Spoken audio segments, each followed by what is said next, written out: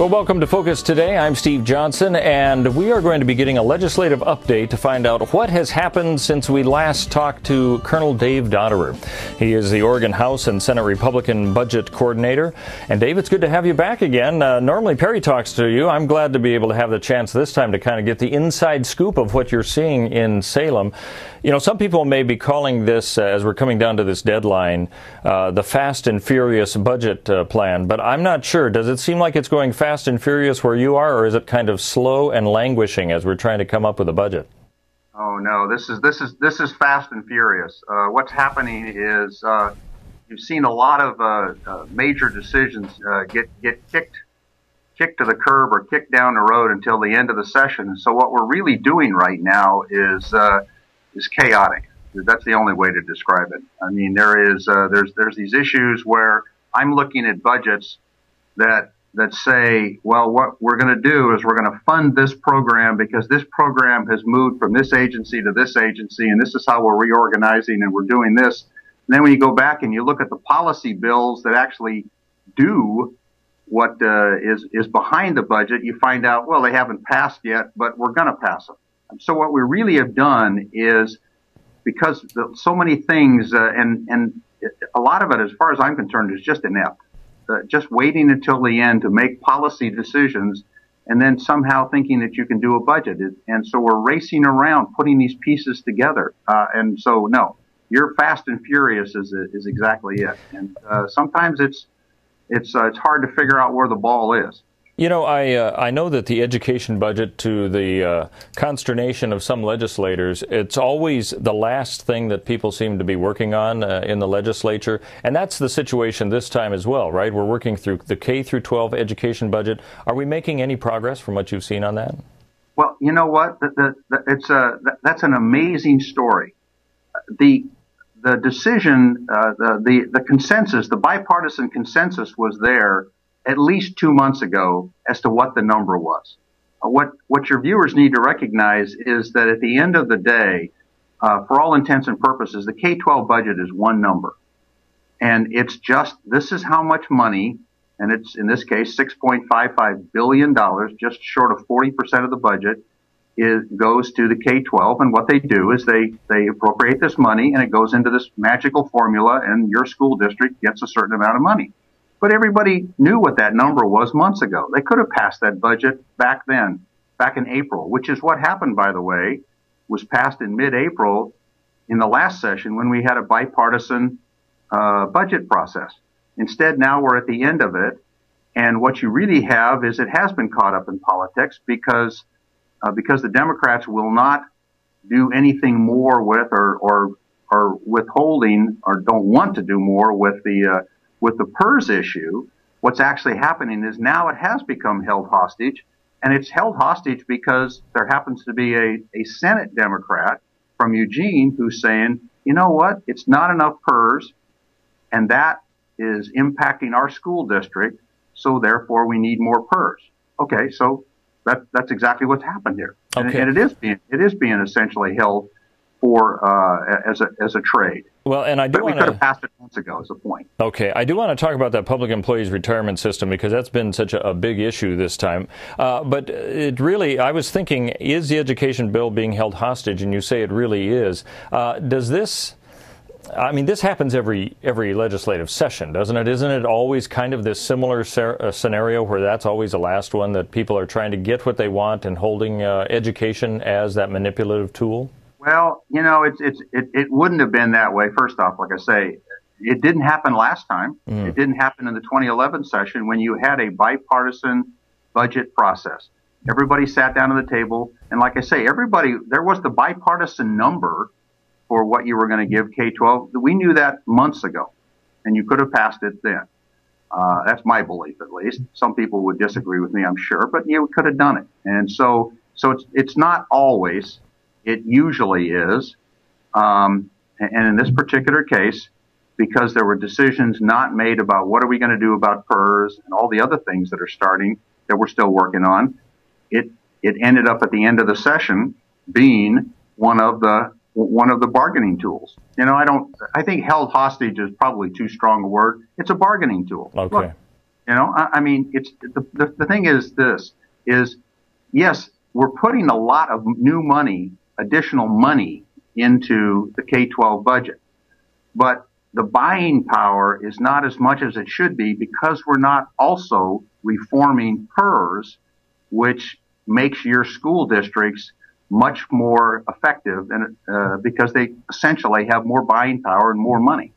All right, well, let's talk about the public employees retirement system. And the legislators that I've talked to have indicated that what's going to happen is no matter what is decided, this is going to end up in the court system because you have the retirement individuals who say, hey, this was guaranteed to me, and now you're wanting to cut it back. And so I don't like that. You said one thing, and now it's going to be less than that, whereas others are saying we don't have the money that we can afford in the state. So is there any kind of a win-win scenario, you think, with PERS, or are we just going to see this caught up in the court system no matter what is done with the legislature this year?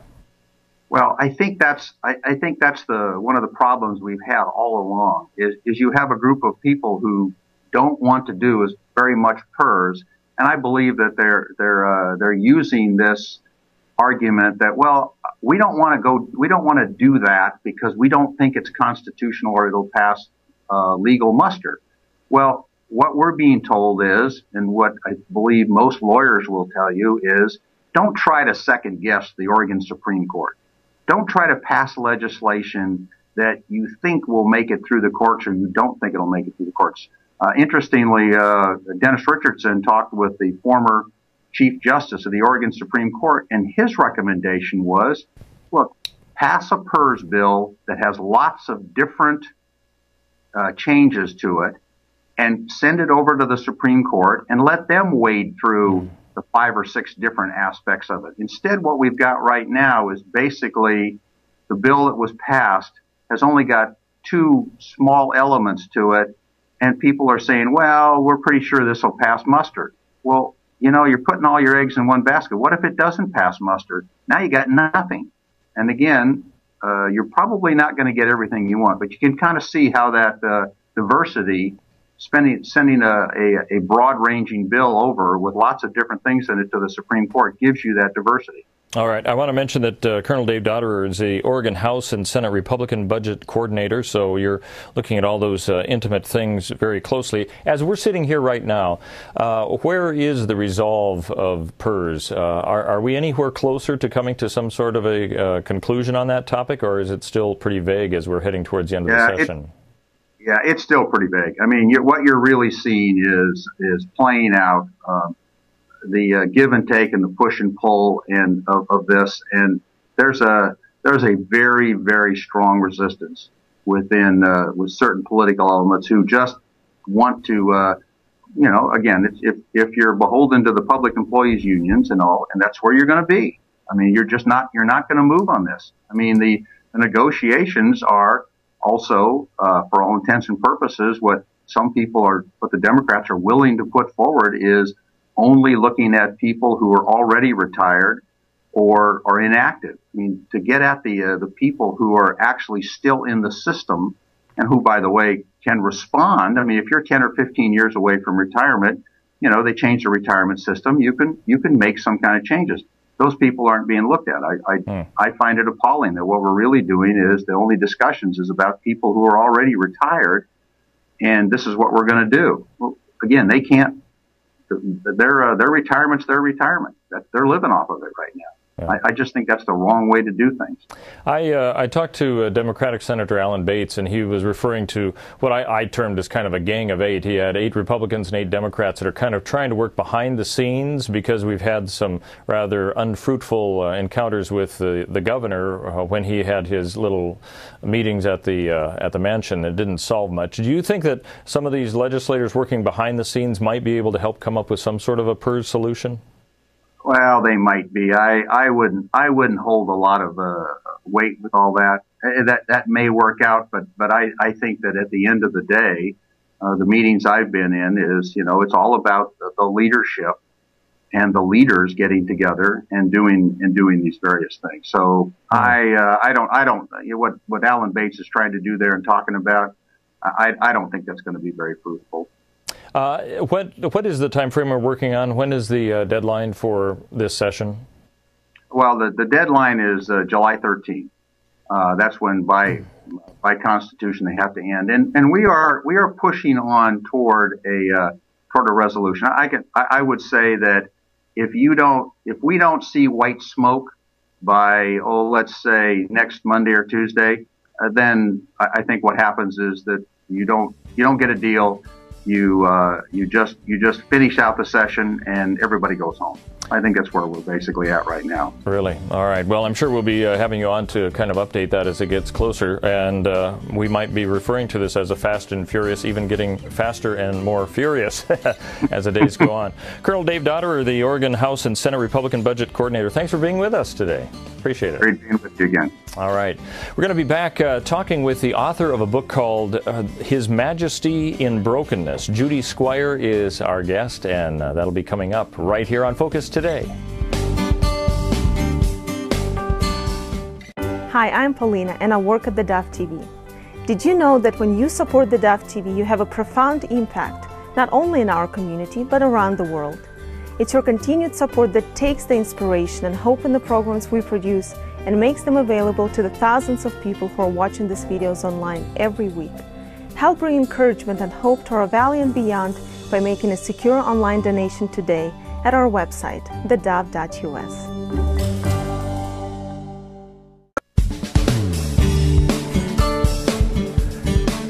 Welcome back to Focus Today. I'm Steve Johnson, and you might remember the name Judy Squier, especially if you were at the recent Grants Pass Pregnancy Center dinner that they had. She's local. She's here in Oregon. She lives here, and she's written a book called His Majesty in Brokenness. And she recently sat down and talked to our own Perry Atkinson. Well, today's a very special day on Focus Today because we have a very special guest, and she's going to be the keynote speaker coming up at the Pregnancy Center in Grants Pass. Judy Squier is with us today. She's a speaker and the author of a fascinating book called The Majesty in Brokenness. And Judy, nice to have you with us. Good to be here. And it was going to be called The Majesty of Brokenness, but as I wrote the stories and found out that Jesus was with me every step of the way, it became His Majesty in Brokenness. It is His Majesty in Brokenness. Well, your story is a fascinating one, and tell us how and why are you disabled? It was a birth defect. In 1945, I was born. The doctors had no forewarning, and so I was a total shock in the delivery room. And the doctors stumbled into the waiting room and told my father, "Your daughter's going to live, I'm sorry to say." So that was Earth's perspective. Wow. But I grew up in a minister's home, was taught the Bible, and gradually realized that there are no fetal flukes in utero, but it was holy design. Wow. So, and you were born without legs? Without legs and a deformed left hand. So it was webbed, and the Shriners did many surgeries on it. So, and the cause of this is what? They didn't know. It was not the drug that people were taking in the 40s and 50s. It was just during that first trimester, legs did not develop. All right, so you got an incredible story. Why are you speaking before the group on Friday night? I've given it a lot of thought, and it was my husband, David, who last night said, "Judy, the reason you're speaking at the Pregnancy Care Center is because you want to promote the protection of babies in utero with birth defects who are being aborted, whether they are lacking limbs, whether it's spina bifida, incomplete closure of the spine, whether it's Down syndrome. Babies like me are now being targeted all around the world, in America, in cities everywhere, to be aborted because they'd never live a good life and they'd be expensive." You know, that almost is the downside of modern medicine, isn't it? Because now we can know before someone's born. In your case, they had no way of knowing. Exactly. It is the downside. And your story, how have you experienced God in all this? I mean, I realize you're raised in a minister's home, and that certainly is a tremendous asset, but in your own heart, how did you handle this? I would say I experienced God because I needed Him. I watched life pass me by. My family loved me, but I was still lonely.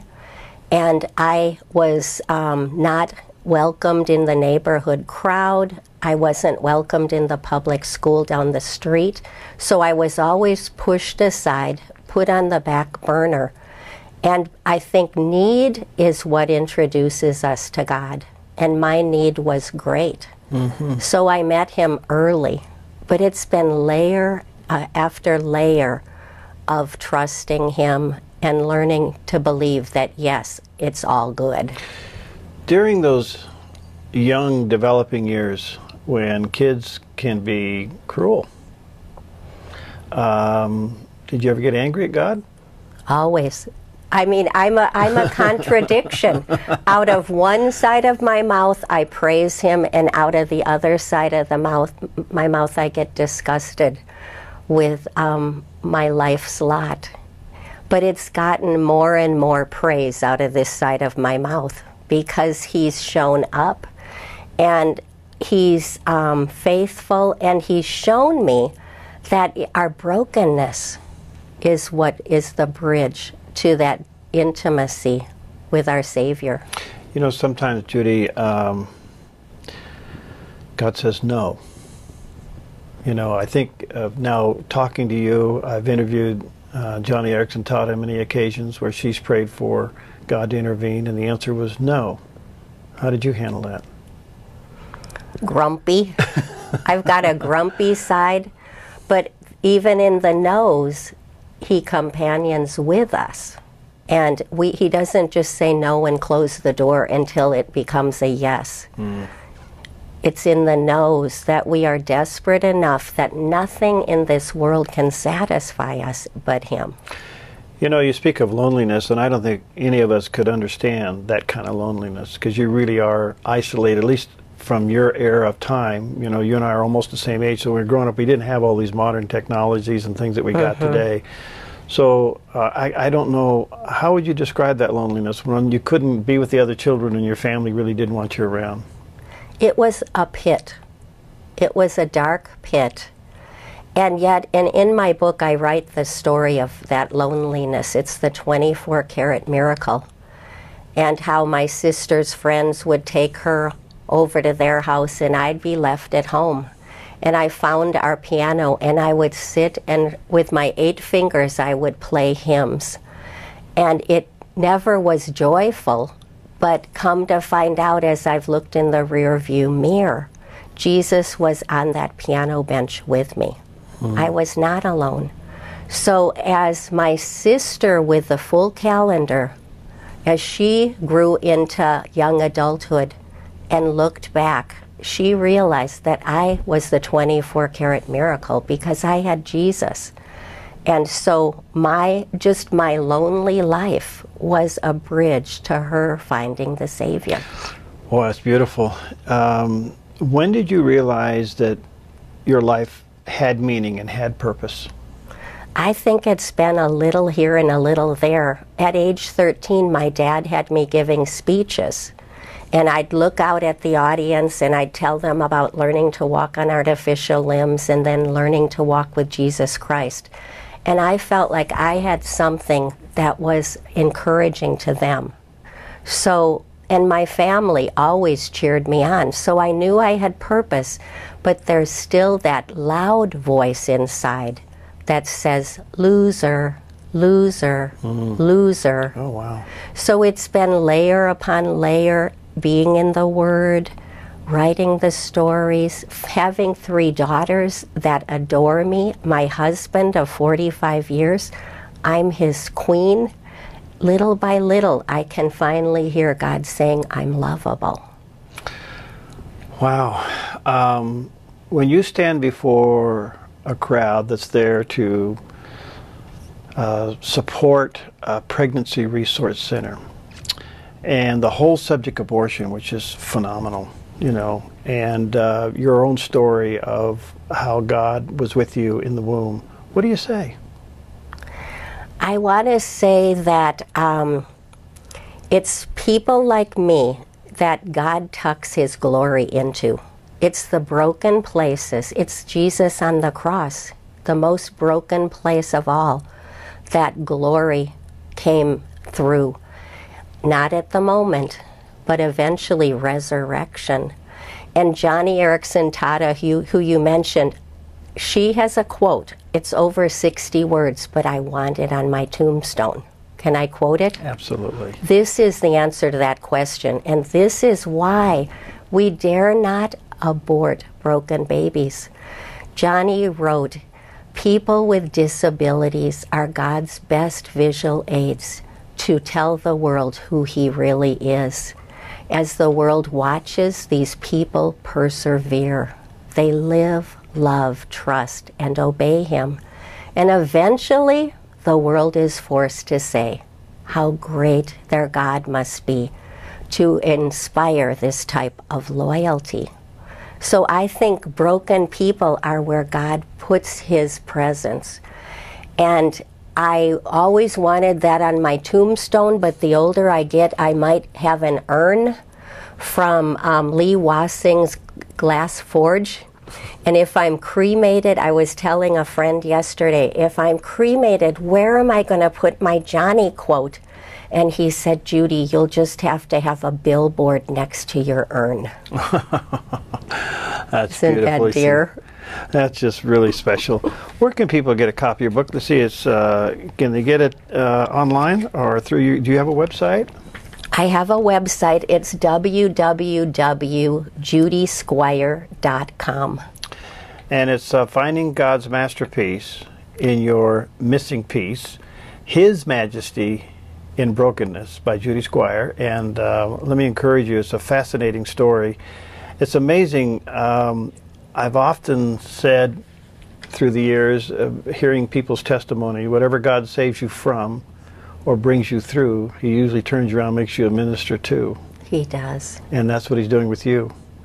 Thank you for coming in. And you're now a Southern Oregonian. I am.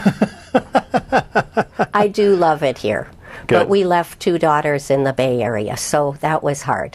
What's next for you? What do you think? Well, I'm finishing my next book, which is called Living in the Names of God. And I do public speaking. My dad trained me well.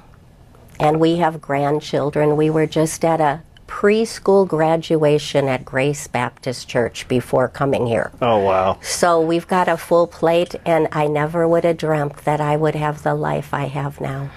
Well, you are an inspiration and a blessing. And just a little bit, what is their new book about? It's about how El Shaddai, the all-sufficient God, showed up when I was the mom without legs, taking care of 3 little ones. It's about Jehovah Jireh providing for all of my needs. It's about Jehovah Shammah, the God who never leaves us. He's always with us. So it's 18 names of God. Wow. That have been the bulwark of my walk without legs. Well, thank you for coming in and sharing your story, and blessings upon you as you minister before the Pregnancy Resource Center in Grants Pass on Friday night. And let's stay in touch since you're close by, and when your new book comes out, come on in. I thought you were going to say, let's stand tall. I'm ready to stand tall for Jesus. Let's stand tall. Okay. Thank we'll you. See you. Judy Squier, our guest. She's also the author of the book His Majesty in Brokenness. Coming up in just a couple minutes, an author of a book called After the Fall. His name is Craig DeMartino. It's his true story of finding death and finding life. We're going to find out the backside of this particular story and what he's doing now. That's all coming up on Focus today. Hi, I'm Daniel and I work at the Dove TV. You know, compared to Portland, Seattle, and LA, Medford might be considered a small market, but at the Dove, we're excited about the opportunity to make a big impact right here in our community. And you help make that happen. Did you know that more than 90% of our income comes from people like you? You can help us now by making a secure online donation at our website, thedove.us, or by phoning 541-776-5368.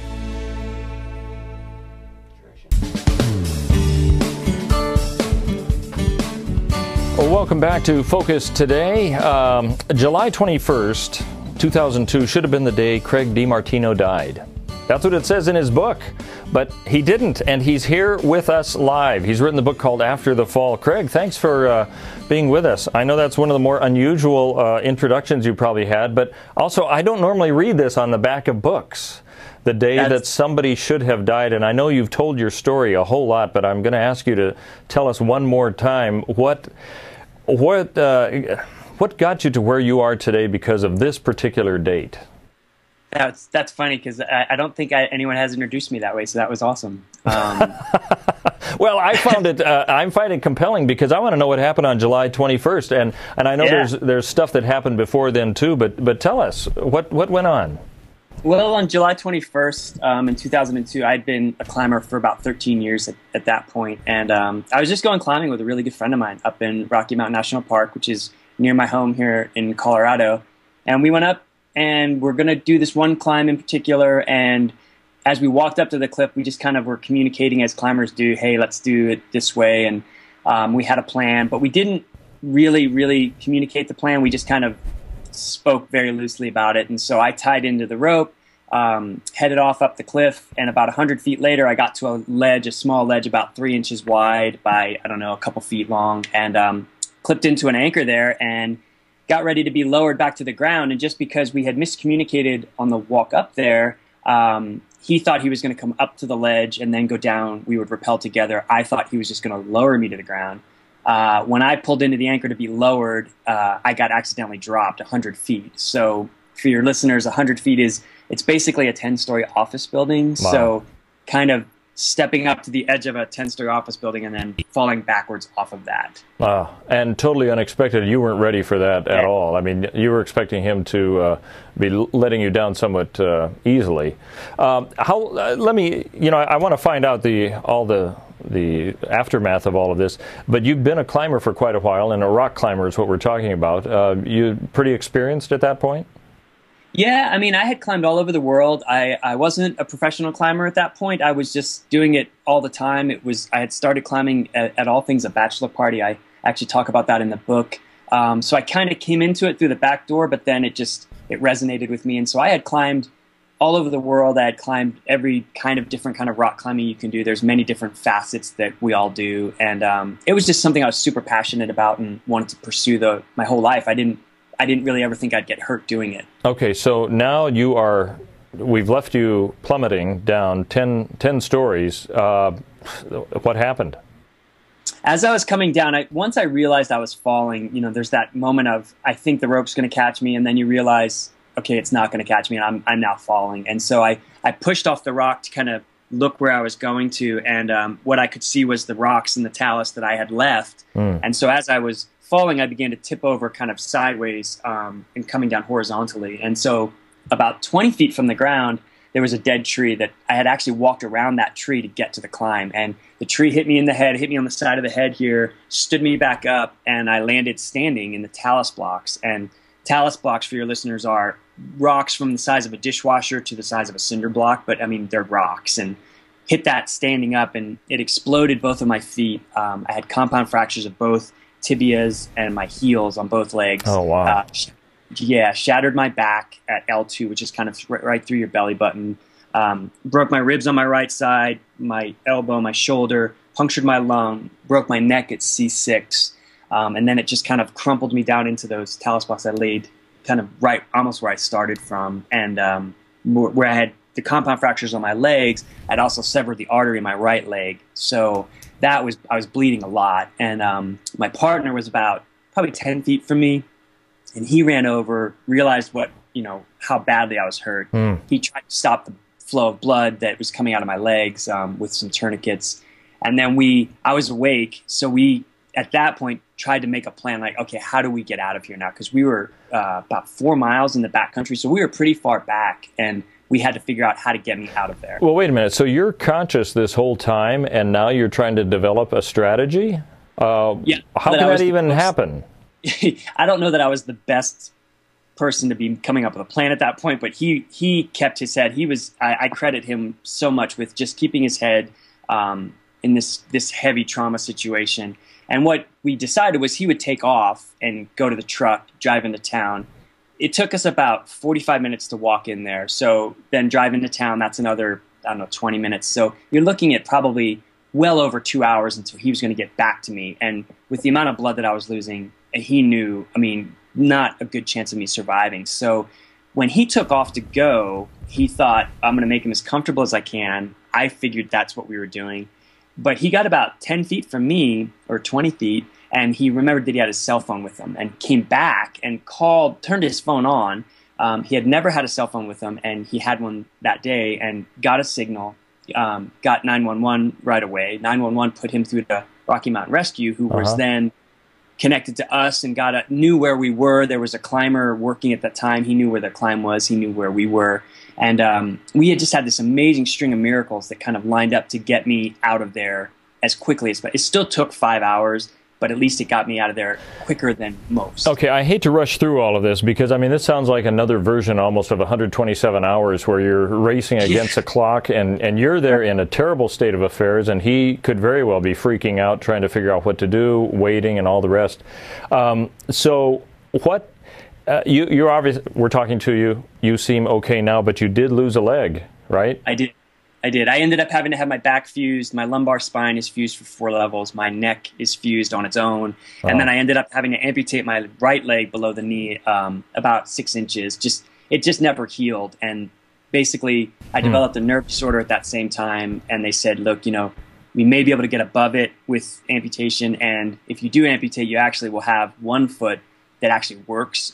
So my prosthetic leg ends up becoming my good leg because my other foot, we took the hardware out of, but it's creaky and it doesn't work so great. So my amputation ended up being a great thing for me. Well, okay, let's fast forward. You have founded the book is After the Fall. You've got After the Fall ministries as well. Yes. What has happened to cause all of this since your fall? What's a sequence? Kind of what happened was once I amputated my leg, I was trying to decide, do I want to go back to climbing or not? And it was cool to see the people God put in my life. It was the right people at the right time to say to me the right things, to say, okay, if you go back to climbing, here's what it'll look like. Here's what you can do with the prosthetic. And I started to get education is really what it came down to. And so I decided, well, when I went back to climbing, I wanted to see how far I could push it. And so I went back and started to climb to the same levels I was at and went back and did some things in Yosemite, some speed records there, and then started to... That's amazing. That's just amazing. It is. I mean, it's amazing how God has kind of lined things up for us. It was me going, the first time I climbed El Capitan in Yosemite, it took me 6 days. When I went back as an amputee, I was the first amputee to climb it in under a day. So we did it in 13 hours. Wow. And so you realize, okay, God puts these amazing people in your life that help you to do these things. And I wanted to just then go back and help people if I could. And so what I started to do is talk to groups and talk to trauma victims and churches and businesses just about overcoming and seeing what God has to do in your life, and just seeing that this plan is in place that you may not see every day, especially if you're in like heavy trauma or change, emotional trauma.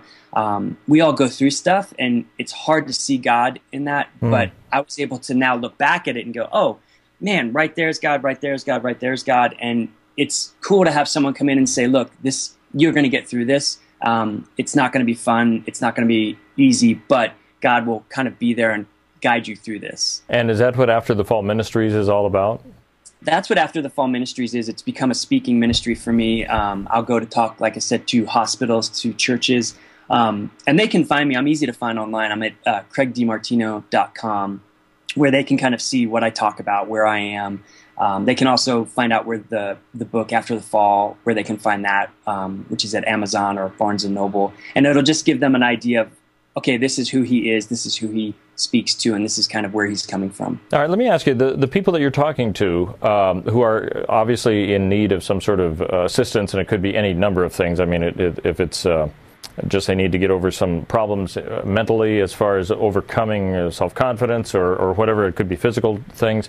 What would you say it is that you address the most? What is the key thing that you find connects with people who are going through tough times?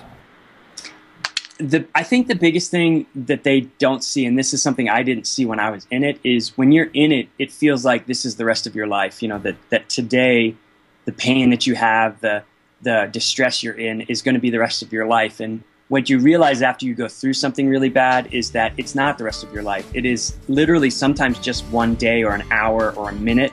When I was in the hospital dealing with all the pain and chronic pain that I deal with now even, I realized that it's not the rest of my life. It's a very small window actually, and that you move through those windows and you go on to something different.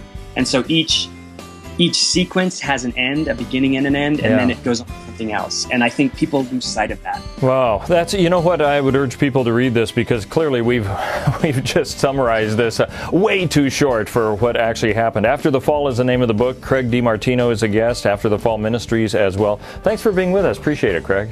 Thank you so much for having me. I appreciate it. You bet. Okay, coming up, we're going to be talking to the founder and as well as a teacher at a new school called the Rogue Valley Classical Christian School. We're going to find out what they're doing there. Coming up on Focus Today. Hi, I'm Paula, and I work at the Dove TV.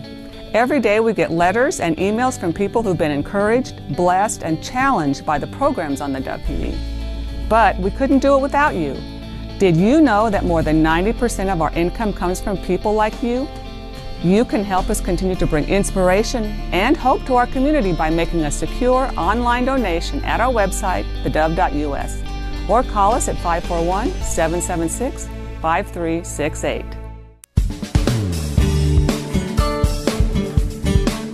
Well, welcome back to Focus Today. I've got a couple guests from a Christian school in town. You know, one thing that I'm amazed at in our area is how many options there are for education that you can choose from. A lot of areas don't have that, and I'm going to tell you about, well, I'm going to have our guest tell you about the Rogue Valley Classical Christian School. Mary Neel is the founder of that. Welcome. Thank you. Nice to have you here. Brian Nicholson, you have kind of a couple hats here. You're the pastor at Trinity Church. You're also a teacher at the school, and I suppose third one would be all-around nice guy. Right? Perhaps. Okay. You know, when I see the name Rogue Valley Classical Christian School, I'm thinking of a group of students who either have violins or cellos, just because of the classical part. Sure. But I know that that's wrong. You're probably talking more of a traditional style of school. Is that right? How would you describe your school? Oh, I would describe the school as a traditional school, but with a different methodology and a different content than what the other schools in the Valley offer. Okay, the ages, is this grade school? Yes. To what? We believe it's going to start K through 6th grade, and eventually it'll grow into the 12th grade. And when are you starting classes? In the fall. In the fall. Okay, so you're looking for people who might be interested in this different kind of education, right? Yes. All right, I want to find out a little bit more about that, but I want to ask Pastor Nicholson, why are you involved in this? I've taught Latin at classical Christian schools over the past 15 years and was involved in founding a classical Christian school in Savannah, Georgia some years ago. Yeah. So there is, I mean, to me and to our listeners and viewers, this might be a new idea, this whole classical Christian school, but this sounds like there are others around, right? It's been a movement in existence for perhaps about 20 years, and it's really a revival of an older form of education. Yeah, describe it a little bit, what this is all about. I'm interested. Yeah. It involves a study of language, logic, and rhetoric. And until about 1900, most American schools taught language, logic, and rhetoric. By that being Latin, then the study of analytical logic, and then rhetoric, which is presentation, persuasive presentation, both in writing and speaking. And it passed away roughly about the turn of the century, about 1900, as new ideas in education came into America that emphasized getting a job, job skills, and holding a job. Okay. So at that particular time, the idea of our cultural past in thinking precisely and analytically began to fall apart in America as classical education passed out of vogue. But there's been a revival of interest in that. Well, it sounds like it. You know, let me throw out one thing. Years ago, I was walking around in Oxford, in England, and you kind of, you know, when you walk on a campus, you get a vibe, you get kind of a sense of it. And of course, Oxford is made up of a lot of different colleges, especially like the C.S. Lewis had been there, and J.R. Tolkien, and you know, I mean, kind of a fascinating thing. But what I noticed was what it kind of instilled me is that it wasn't so much that you go to those kinds of institutions to learn a craft or a trade, like a technical school, but you learn how to think. That was kind of the idea of I think the old school British way of doing it. And it sounds to me like what you're saying is you're looking beyond just do you know how to do something, but you're looking at how do people decide how to think about something. Am I right on that? Exactly. Yes. And that's a movement that started 20 years ago. That it's slowly growing. Would you say? Well, after World War II, there was a lady by the name of Dorothy Sayers. She wrote detective novels, which are I'm familiar with her name. Yeah, wonderful novels. She wrote a very influential essay called "The Lost Tools of Learning," and she whetted the appetite of the British and also Americans who read Dorothy Sayers for classical education. And it took a few decades for leadership to develop, to rethink what classical education was all about, and to begin to launch schools with that particular model of education. Yeah. Well, that's interesting. Yeah, go ahead. A book written about 20 years ago, which picked up on Dorothy Sayers' essay, is called Rediscovering the Lost Tools of Learning by Doug Wilson, and that's been a very influential book across the United States and Christian circles. That's fascinating. Okay, so we're kind of going back to what we used to have, perhaps a different way that's now seems also new because it's been so long since we had that. You see, Mary, that there's a kind of a demand for this. At least you must think there is here in the Valley for this kind of different way of teaching. I wouldn't say demand, but there's a big interest of this. I've been holding meetings, in my living room and churches and stuff, and the interest is growing. And tell me, I'm interested in how people are kind of responding to you when you bring up this concept. What is the reaction? The parents really like it. They really like the fact that their children will become thinkers. There's one little story that I like to share. Sure. On the radio, I heard a little news blurb about a dad, a Christian dad. His daughter went to public school, and the teacher wanted the students to write a paper on if the Constitution was relevant for today's America. Yeah. And so the newscaster said, "Oh, and the dad won. The students didn't have to write that paper," and my heart sank. So this was who won the argument more than the concept of what they were talking about. Yes, because we want our children to think. We want our children to research. We want them to become, prolific in their thought pattern and in the speaking of what they know. And to me, that was stolen from them. Well, let me ask you both, what kind of curriculum are you going to have? Is this going to be the same kinds of courses that you'll find at any other school?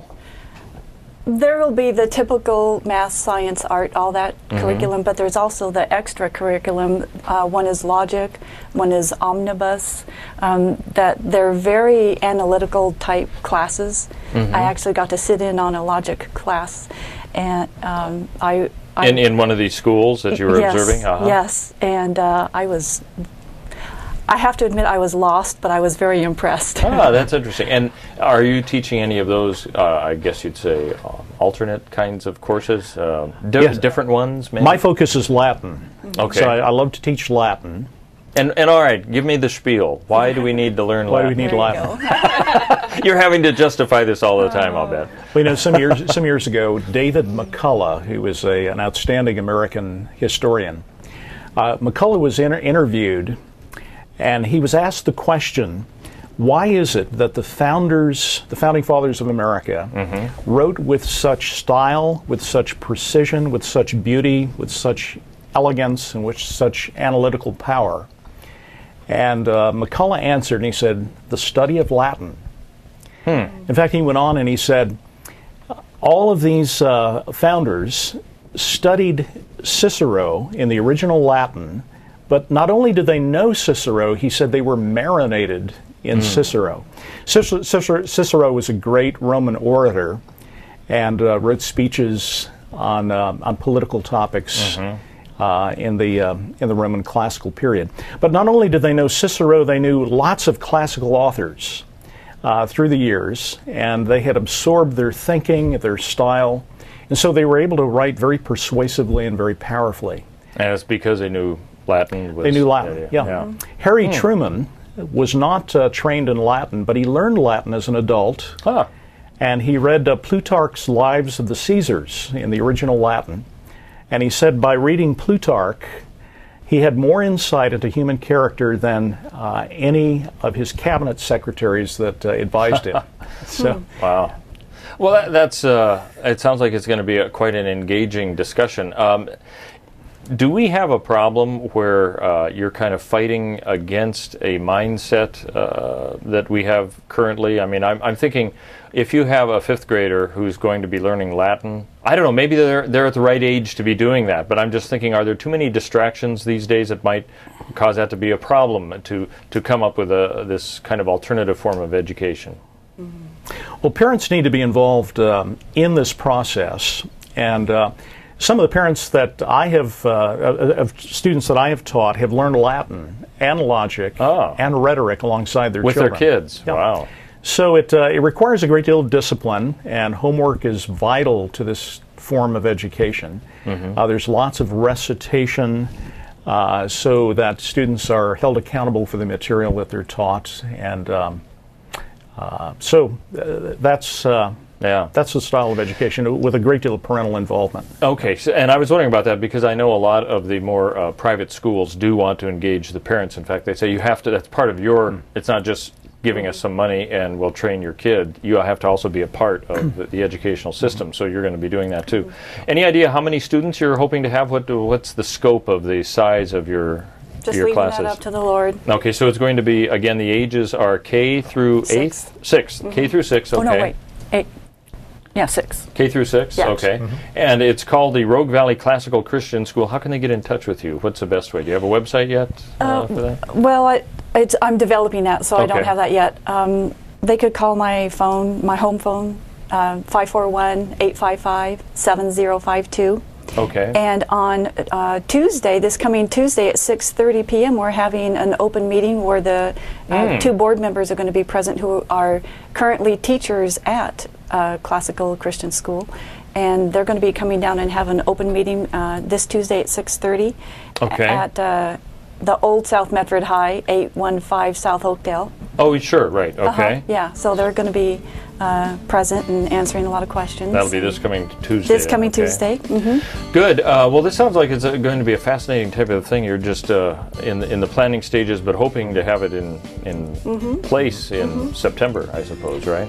Yeah, we have a couple of facilities that we're looking at, and if anyone out there has any facilities in mind that are inexpensive, let us know. Well, that's the key for all of us, I think. Isn't it? Great. Well, I want to thank you, Mary Neel, the founder of this school, the Rogue Valley Classical Christian School, and Brian Nicholson, pastor of Trinity Church, and also a teacher, soon to be, of Latin, right? And who knows what else you might be teaching. Thanks for being with us on Focus today. Thank you. Appreciate it. Hi, I'm Jim, and I work at the Dove TV. Every weekday between 6 and 8 a.m., our award-winning news and sports team bring you the best morning show around. It's live, it's honest, and it's a whole lot of fun.